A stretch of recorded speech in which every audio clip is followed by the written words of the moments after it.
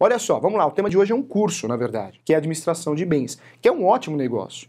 Claro, o corretor muitas vezes ele se concentra na venda, porque a compra e venda, cá entre nós, ela é muito lucrativa. Quando você consegue vender um apartamento, consegue vender um imóvel comercial, residencial, a sua comissão, os seus honorários, o valor é considerável, claro que é. Mas nós temos uma fatia de mercado que é a administração de bens, que é um serviço que o corretor pode prestar. O corretor, a imobiliária, e por que não você fazer? Isso vai te ajudar. É um ganho fixo mensal para que você consiga sobreviver até acertar uma venda boa, não é verdade? Então vamos entender como funciona isso. Professor, administração de bens, quem pode fazer? No Brasil já está pacificado, né? Administração de bens, o advogado pode fazer também administração de bens, mas ele faz por procuração. Já o corretor de imóveis, ele faz administração de bens com um contrato de corretagem, com a autorização de serviço. Então, ambos podem praticar esse serviço. O corretor tem um lado bom, tem a vantagem, porque o corretor de imóveis, além de fazer a administração de bens, ele pode prestar o serviço chamado de serviço de locação, que são coisas diferentes. Muita gente acha que é a mesma coisa, não é não, hein? Locação é aquela situação de intermediação. Eu ofereço o imóvel. O corretor vai cumprir, vai seguir a tabela do CRES. Normalmente um aluguel, meio aluguel, ele vai verificar os seus melhores honorários, vai acordar com o seu cliente.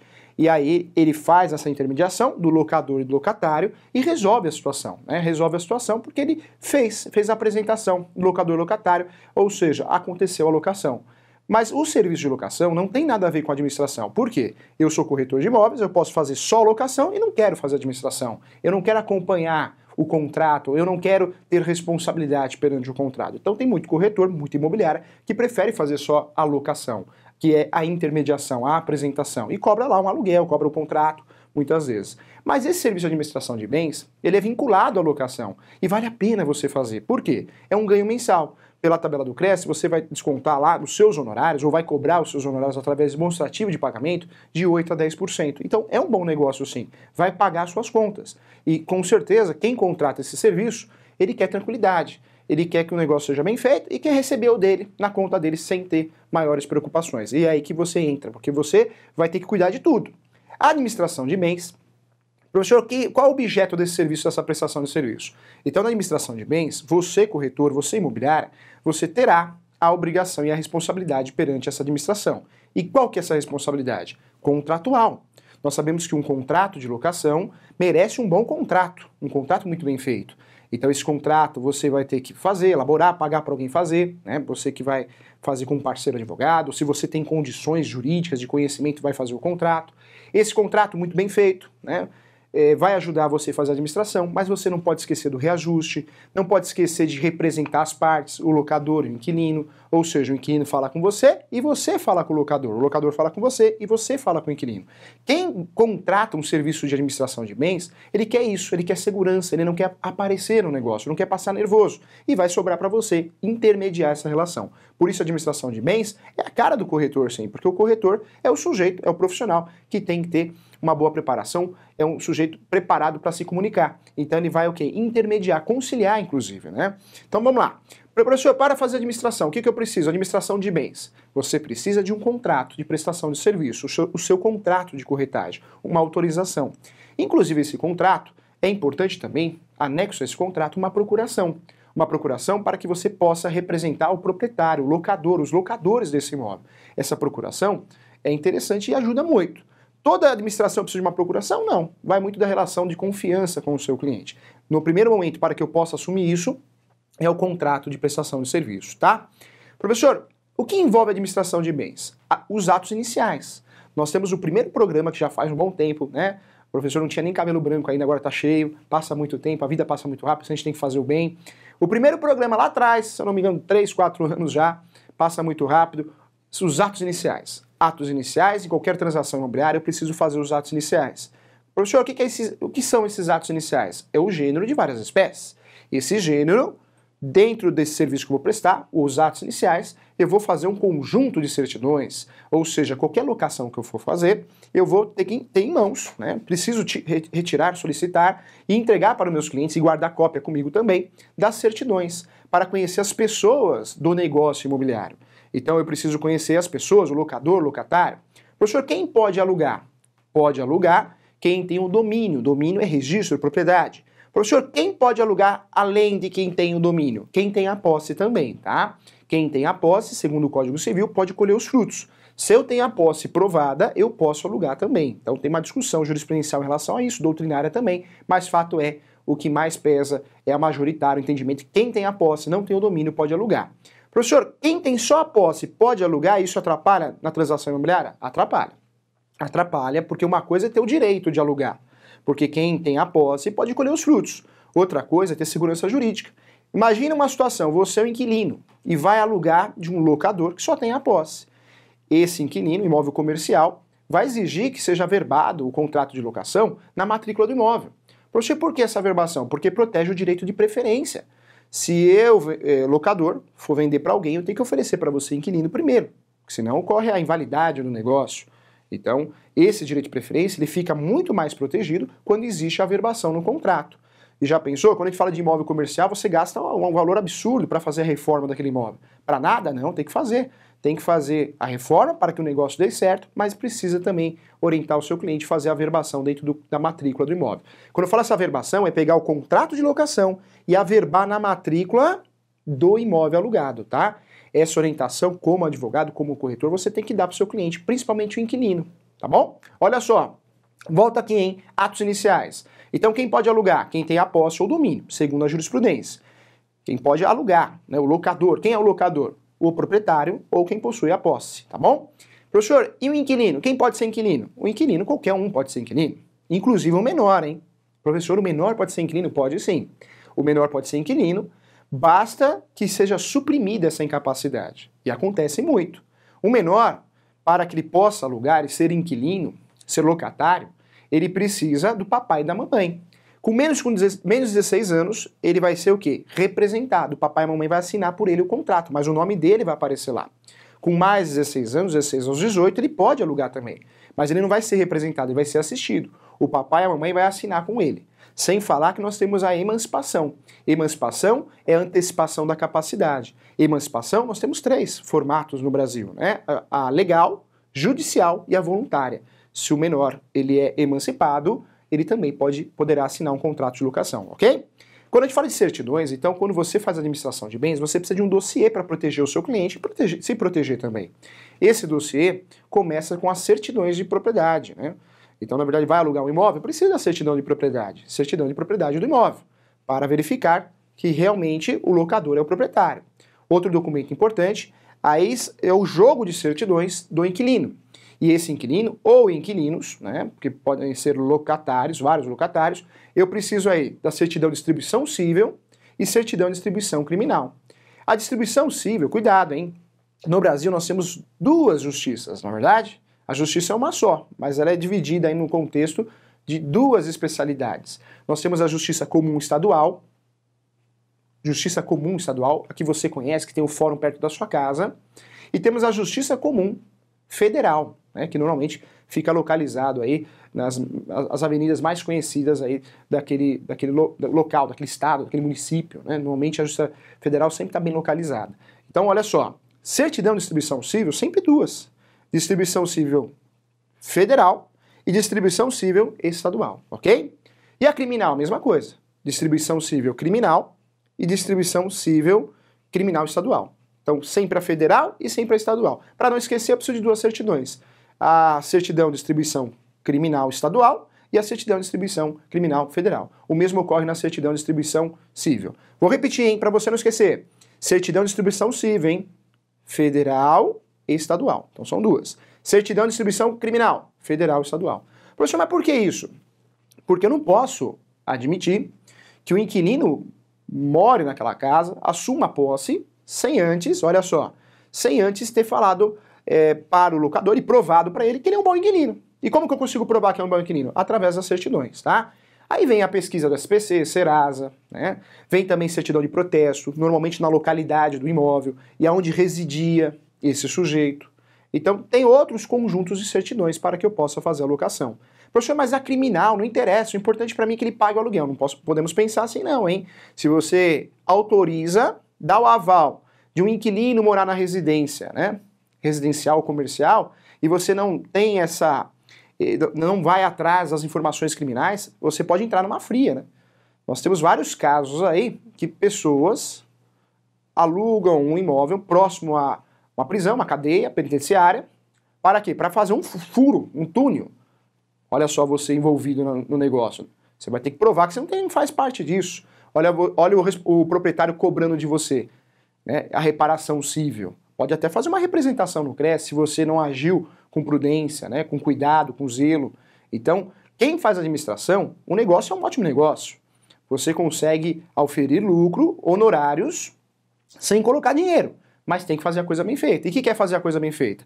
Tem que solicitar certidões do inquilino ou dos inquilinos, certidão de submissão civil, criminal, protesto, Serasa, SPC. Precisa ficar de olho também na renovação do contrato, reajuste também, comunicado reajuste. Já pensou, você faz a administração e esquece do reajuste? Quem vai pagar essa diferença aí anual? Você.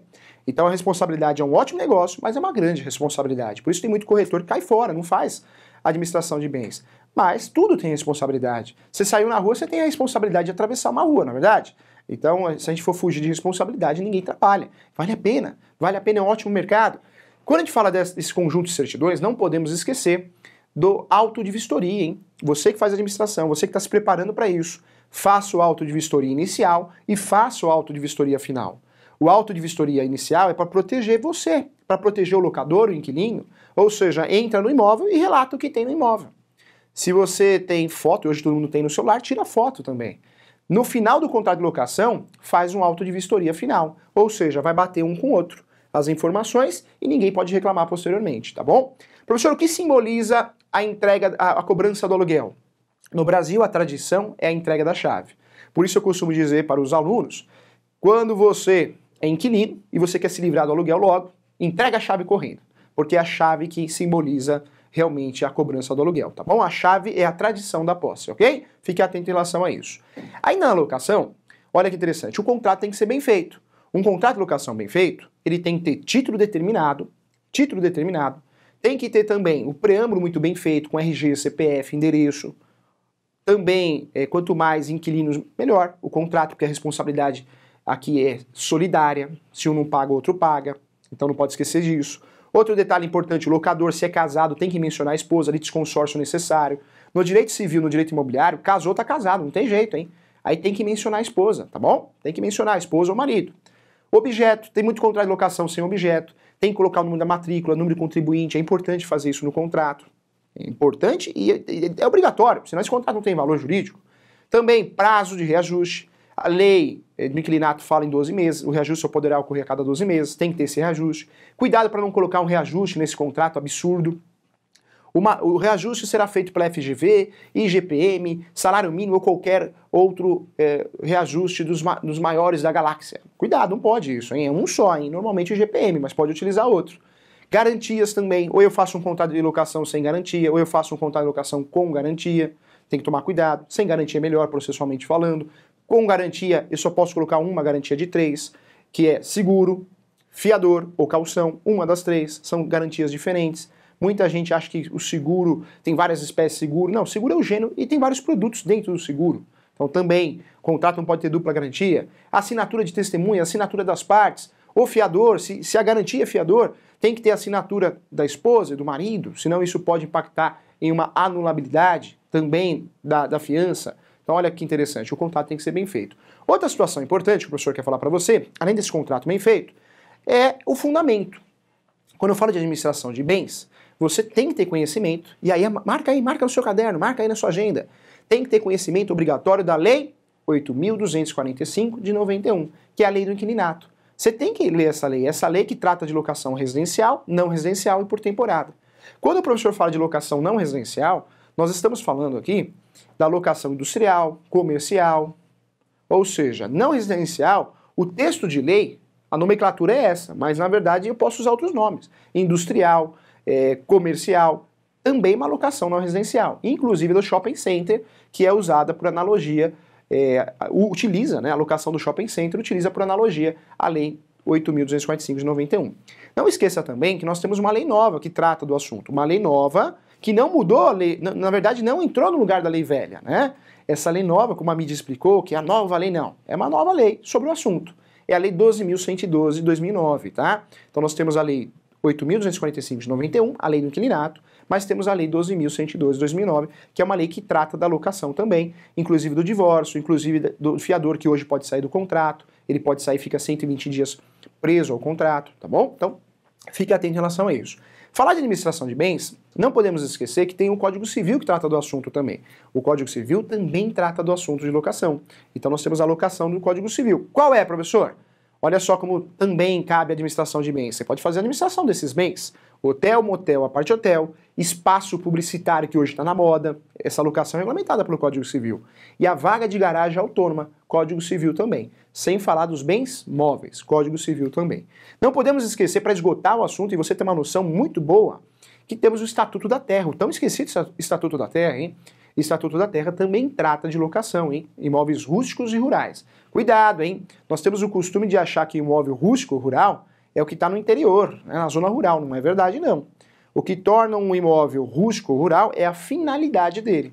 Lá no direito do trabalho, professor, o que é um empregado rural? Empregado rural que trabalha com um meio rural, ou seja, uma atividade rural. Aquele conceito nós pegamos emprestados. Por quê? Porque aqui também no direito civil e direito imobiliário, esse imóvel é rural quando ele tem a finalidade rural. Claro, é muito comum você ter imóvel rural em zonas rurais, mas falar que a gente não tem imóvel rural na cidade, nós temos. Inclusive aqui, ó, nos estúdios da TV Cresce, na Rua Pamplona, que você conhece, próximo da Paulista, nós temos um imóvel que foi objeto aí de uma revista, né? Porque é um imóvel rural. Ou seja, a Travessa da Paulista aí é conhecido como imóvel rural. O sujeito não vende para ninguém, para construtora nenhuma, não adianta oferecer milhões para ele, é considerado um imóvel rural. Tanto é que ele não paga IPTU e paga ITR. Professor, que estranho, é considerado imóvel rural. Se você entrar lá no sítio, é um sítio, né? Não é tão grande, ele já tinha vendido o fundo, mas é um sítio. A finalidade ainda é rural. Pelo estranho que pareça, é a realidade, tá bom? Tem que saber disso, informação é importante. Então olha só quantas informações nós temos sobre locação. E olha só, quando a gente fala de locação, qualquer problema que ocorra no contrato de locação, nós temos aí as ações locatícias. Ações locatícias são ações para proteger, né, são medidas judiciais, remédios, ferramentas para proteger as transações imobiliárias locatícias, ou seja, de administração de bens, tá? Nós temos a primeira ação, que é a ação de despejo. Conversamos aqui que nós temos mais de 36 espécies de ações de despejo. Muita gente faz confusão, acha que despejo é só por falta de pagamento. Não, nós temos muitas ações de despejo, descumprimento contratual, denúncia vazia. Então tem muito despejo diferente, com teses diferentes. Nós temos a revisional, que é para aumentar o valor do aluguel ou diminuir. É uma ação que quem tem legitimidade é o locador ou locatário, né, cada um com o seu interesse. Temos a consignação de pagamento de aluguel, uma ótima ação, que quando você não acha para quem pagar, tem dúvida para quem pagar, ou dúvida em relação ao valor. E temos também a ação revisional, perdão, ação renovatória. Revisional a gente falou, renovatória, que é uma ação interessantíssima, que é utilizada aí na locação não residencial, para obrigar compulsoriamente a renovação do contrato, tá bom? Então, 4 ações locatícias, diretas, mas temos as indiretas também. Hoje nós temos o fundo de comércio, a ação de indenização do fundo de comércio, que é uma ótima ação para você proteger o fundo de comércio.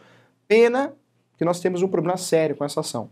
O brasileiro não tem o costume de declarar o que ganha, é uma realidade, por diversos motivos, cada um com o seu. E aí o que acontece? O sujeito ele tem um ponto comercial, tem um restaurante. O restaurante tem movimento, mas ele não declara o que ganha. Se acontecer realmente um ato ilícito, ou seja, o locador pediu o imóvel de volta, não indenizou, cabe a ação de fundo de comércio. Mas provavelmente se ele não declara corretamente, ele não vai ter prova, porque a gente precisa ter prova, né? E aí a defesa pode pedir para oficiar a Receita Federal. Então nós temos uma ação muito importante, que é a ação de indenização de fundo de comércio, mas tem que ter prova e o ideal é que esse imóvel, que esse comércio seja regular também, para que você tenha a chance de receber, tá bom? Olha que ação interessante. Ainda quando a gente fala aqui da situação de administração de bens, não podemos esquecer que tem a figura purga-mora, ou purga da mora, né? Tem vários nomes, não é pulga não, hein? Essa pulga da mora quer dizer que o devedor, ou seja, o inquilino, quando fica devendo aluguel, é um direito dele, hein? Pagar os aluguéis em atraso. Soma tudo, aluguel, honorários advocatícios, se tiver, juros, correção, e paga tudo. Ou seja, o contrato continua intacto. Só que só pode fazer isso a cada 24 meses, tá bom? Olha que interessante. Então, olha como locação, o maravilhoso mundo da locação, vale a pena você ter conhecimento, porque muita gente foge e não sabe o que está perdendo, tá bom? Então essa é a dica de hoje. Tem muita pergunta hoje, hein? Vamos para as perguntas, hein? Um abraço para todos que estão nos assistindo aqui. Acompanhe o Questão de Direito, importante, hein? A imobiliária que administra a locação é responsável objetiva pelos débitos e aluguéis atrasados deixados pelo locatário? que abandonou o imóvel. O corretor, o dono da imobiliária, o advogado que faz a administração de bens, ele precisa se proteger. Porque você não é seguro. Uma coisa é ser seguro, hein?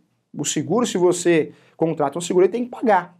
Tem que pagar quando você pagou o prêmio, né, do seguro e aconteceu o evento, o seguro tem que pagar. Imobiliária, corretora, advogado que faz a administração de bens não é seguro. O que ele tem que fazer é administrar com qualidade, para não assumir uma responsabilidade. E o que é administrar com qualidade? Não errar, fazer um contrato bem feito, fazer o reajuste, acompanhar o imóvel, mandar e-mail perguntando se está tudo bem. Tem que fazer isso, é um acompanhamento. Você está ganhando para isso, administração de bens. Está ganhando para fiscalizar, para intermediar. E quando você fala em responsabilidade, onde é o perigo dessa história? É no ato inicial. Porque tem muito corretor, muito advogado que faz administração de bens no susto. Ou seja, não pode alugar, não pode fazer isso, tem que tirar um conjunto de certidões, solicitar, emitir o nome que você quiser utilizar. E esse dossiê você entrega para o locador. E fala para o locador, ó, esse inquilino é bom, hein? Ó, tenho prova aqui, vou guardar comigo. Guarda durante 5 anos, após o fim do contrato. 5 anos após o fim do contrato. Por quê? Se alguma coisa acontecer, e aí o locador fala para você, mas peraí, não está pagando aluguel, você tem que pagar. Olha aqui, ó, ele era um bom inquilino, não tem uma bola de cristal. Agora o que nós temos que fazer? Contratar um advogado. Por isso o ideal quem faz a administração de bens é fazer uma parceria com um bom advogado do ramo do direito imobiliário, porque se acontecer a falta de pagamento ou qualquer outra situação, vai utilizar as medidas judiciais e normalmente acorda um preço melhor, tá bom? Então, cuidado, a administração não é segura, hein? E outra coisa, você não é obrigado a pagar o advogado, né? Quem faz a administração não é advogado. Não é, e tudo é acordado, o que foi combinado que prevalece, tá bom? Pactuado. Abraço para você, legal. Em caso positivo, como o locador pode cobrar a imobiliária nesse caso? Caroline, nesse caso, se a imobiliária, o corretor, ele não agiu com zelo, com cuidado, ou seja, não tirou certidão nenhuma, não tem prova disso, aí sim, aí ingressa com uma ação que é chamada ação de perdas e danos contra a imobiliária, contra o corretor, pedindo indenização material e pode verificar a possibilidade do moral também. Por quê? Porque se o corretor faz a administração e não fez a coisa bem feita, ele nem pesquisou nada, né? Ele foi no olho, um bom inquilino, pode entrar. Aí sim, tem essa responsabilidade, tá? Responsabilidade objetiva. E aqui era estudado como responsabilidade subsidiária, tá bom? Professor, o fiador pode se exonerar do contrato de locação dentro do período de vigência? O contrato residencial é com prazo de 30 meses ainda? Está dentro desse prazo? Então vamos lá. A Lei 12.112 de 2009 alterou a questão do fiador. O fiador ficava preso no contrato ad eterno. Hoje não, ele pode sair. Ele tem que notificar as partes, locador e locatário, e fica responsável perante o contrato 120 dias. 120 dias. Se o inquilino é um sujeito bem relacionado e arruma uma outra garantia, ou seja, ele sai antes disso, né? Mas se não arrumar, 120 dias ele é responsável. Então o fiador pode sair, tá? Em relação ao prazo de locação, não é obrigatório 30 meses, hein? A lei não fala nada. A lei, na verdade, ela sugere, olha, faça um contrato de 30 meses. Qual que é a vantagem?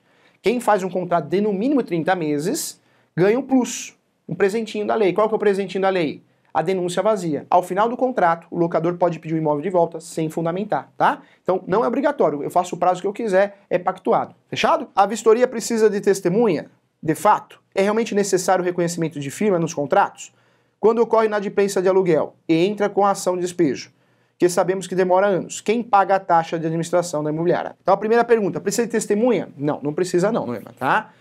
O auto de vistoria, o ideal é que seja assinado por quem? Pelos locatários e pelos inquilinos. Locatários, ou melhor, inquilino e locatário, locadores e locatários, tá bom? Então, tem que ser assinado pelos dois. A segunda pergunta, precisa de reconhecimento de firma no contrato de locação? O ideal é que sim. Não que faz uma grande diferença, mas o ideal é que sim, para não falar que a assinatura não é dele, tá? Só para dar mais segurança. Então, é importante isso. Quando ocorre inadimplência do aluguel e entra com ação de despejo, que sabemos que demora anos, quem paga a taxa da administração da imobiliária? Complicado isso, é uma discussão muito grande, porque na verdade, quando o sujeito deixa de pagar, o seu serviço, a prestação de serviço, você não pode mais cobrar a taxa de administração. Olha que coisa chata, né? E fica com a bucha ainda, né? Porque o cliente fica revoltado muitas vezes, o locador. Então o ideal, o que a gente tem que fazer? Fazer de tudo para não pegar esse mal pagador. E cá entre nós, pelo número de locações que nós temos no Brasil, nós temos poucas ações de despejo, viu? Muita gente fala, esse mercado eu tenho medo. Não tem que ter medo, não. Se você faz tudo direitinho lá, os atos iniciais, dificilmente você vai ter problema com esse inquilino, porque ele é um bom pagador, salvo exceção de um desemprego, alguma coisa assim. Mas cá entre nós, a pessoa dá um jeitinho quando ela quer pagar, né? Ela dá um jeitinho, ela desocupa. Então nós temos aí bons índices de pagamento. É difícil ter ação de despejo. Pelo número de locações que nós temos no Brasil, são poucas ações que nós temos. Por isso é um mercado que vale a pena. Tem que fazer o dever de casa direitinho, que é o conjunto de certidões dos atos iniciais, tá bom? Abraço para você, 10 a pergunta no EMA, parabéns, hein? O inquilino não paga, isso já não é uma quebra de contrato? Sim, se o inquilino não paga, é uma quebra de contrato, cabe despejo, não é 3 meses de falta de pagamento, no dia seguinte, hein? Legal, no EMA, abraço para você. Professor, quem tem mais de 5 anos de locação residencial ininterrupta, tem alguma vantagem ou lei diferente? Quem tem 5 anos de contrato de locação, se é um imóvel comercial, tem vantagens, cabe ação renovatória, né? Sem falar o fundo de comércio. O fundo de comércio tem que estar 3 anos na mesma atividade e 5 anos no imóvel. Já gera fundo de comércio, você tem direito à indenização do fundo de comércio. Na renovatória, tem requisitos para ingressar com uma ação renovatória. O que é ação renovatória? É a ação que o juiz obriga a renovação do contrato obrigatório. O contrato tem que ser escrito, determinado, olha que interessante, é escrito determinado, ou seja, prazo inicial e prazo final, tem que ter também, além de escrito determinado, 5 anos no mesmo ponto e 3 anos na mesma atividade. São 2 ações que você pode utilizar no imóvel comercial. É uma vantagem sim, tá bom? 10 a pergunta. O contrato de administração já é um tipo de procuração válida para representar o locador diante ao condomínio? Na verdade, Caroline, sim, esse contrato, ele te ajuda, te dá poderes, mas vai muito de cada concessionária. Então, o ideal é que você, além do contrato, tenha também uma procuração, tá bom? A administração bem feita tem que ter o contrato e uma procuração para resolver questões da administração. Bem específica, explica isso para o cliente, senão o cliente vai achar que você vai fazer muita coisa com a procuração, tá bom? Abraço, fui, tchau, obrigado!